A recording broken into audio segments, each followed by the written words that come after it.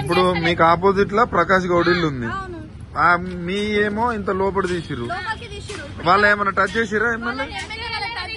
ఇప్పుడు main road ఉన్నప్పుడు అక్కడ నుంచి ఎమ్మెల్యే ముందు కొని ఫస్ట్ నేను చేస్తాను, అది అయిపోయిన తర్వాత అందరం చేద్దాం అంటే అందరం ముందరకు వస్తాము. ఇప్పుడు తను ముందర ఉండి తను చేపియాలి, అందరం రూల్స్ ప్రకారం అందరం వస్తాము. ఇప్పుడు అక్కడ చేపించకుండా ఆల్రెడీ ఒక రోడ్డు కాలేదు, ఏం కాలేదు. ఇక్కడ రోడ్ వైండింగ్ అయిన తర్వాత కూడా మళ్ళీ ఎక్స్ట్రా ఇప్పుడు ఆల్రెడీ ఇక్కడ 80 feet ఉన్నాక కూడా పర్మిషన్ ఉన్నాక కూడా ఎందుకు మరి ఎమ్మెల్యేకు మీకు ఎదురుగానే ఉన్నాడు, కనీసం మీరు చెప్పొద్దా? వచ్చిండన్నా చెప్తే వచ్చిండు, రాలేదని అనకూడదు. వచ్చినాక ఆపండి అని చెప్పిండు. మరి ఆయన ఇల్లు ఎందుకు వదిలేసారు చెప్పిండు, మళ్ళీ పోయిండు. అంతేగాని ఇంకా నేను దాని గురించి మనం మాట్లాడేది అసలు ఏం చెప్పలేదన్నట్టు కాదు. వచ్చిండు, అడిగినందుకు మాట్లాడిండు, చేయగలనని చెప్పిండు, పోయిండు. పోయినాక మళ్ళీ వచ్చి మళ్ళీ స్టార్ట్ చేసేసి మరి ఇప్పుడు ఆయన ఇల్లు కూడా కొంచెం ముందే ఉన్నట్టుంది కదా. ముందేందన్నా మొత్తం ఇవి ఎమ్మెల్యే చుట్టుముట్టు మాట్లాడి రేకులు ఉన్నాయి, మొత్తం షెడ్లు ఉన్నాయి. ఇప్పుడు అవన్నీ కూడా రూల్స్ ప్రకారం అన్ని చేయాలి కదా, అవన్నీ చేయాలి కదా రూల్స్ ప్రకారం. ఇక్కడ చేసినప్పుడు ఇక్కడ ఆల్రెడీ రోడ్ వైండింగ్ అయింది, మళ్ళీ ఎక్స్ట్రా ఫీట్లు 75 feet ఎక్స్ట్రా జరిగింది. జరిగినాక లోపలికున్నది పర్మిషన్ ఉన్న ఇల్లు దగ్గరకు వచ్చి మళ్ళీ గూల కొట్టిరు. మరి ఇక్కడ చేసినప్పుడు మరి అక్కడ కూడా చేయాలి కదా రూల్స్ ప్రకారం.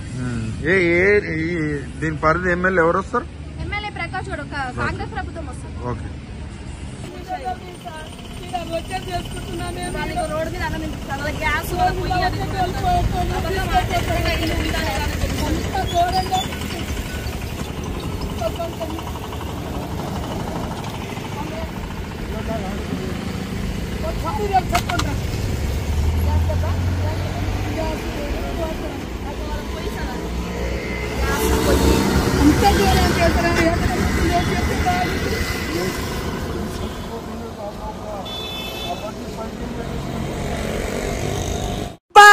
అంత ఘోరంగా చేసిపోయారు.